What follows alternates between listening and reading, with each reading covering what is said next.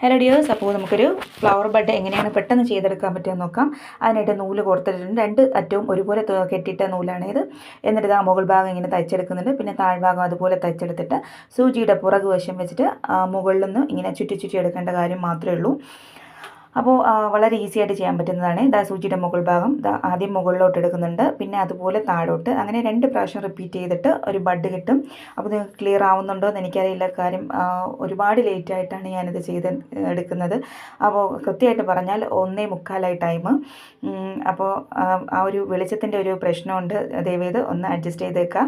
അപ്പോൾ ഇത്രയേ ഉള്ളൂ, ബഡ് റെഡിയായി കിട്ടിയിട്ടുണ്ട്. പിന്നെ ലേസി ഡേസിയാണ്, അത് എല്ലാ വീഡിയോസിലും കാണിക്കുന്നതുകൊണ്ട് തന്നെ ഇപ്പോൾ പെട്ടെന്നൊന്ന് കാണിച്ചു പോവുകയാണ്. ലേസി ഡേസി ലീഫിന് വേണ്ടി ചെയ്തെടുക്കുന്നതാണ്. അപ്പോൾ ഇത്രയേ ഉള്ളൂ. ബ്ലൗസിനോ ചുരിദാറിനൊക്കെ ആണെങ്കിൽ അടിപൊളി ഡിസൈനാണ്. അപ്പോൾ ഇഷ്ടമായാൽ പ്ലീസ് ഒന്ന് സബ്സ്ക്രൈബ് ചെയ്ത് സപ്പോർട്ട് ചെയ്യണേ. ലൈക്ക് ചെയ്യാനും ഷെയർ ചെയ്യാനും മറക്കരുത്. Thank you for watching.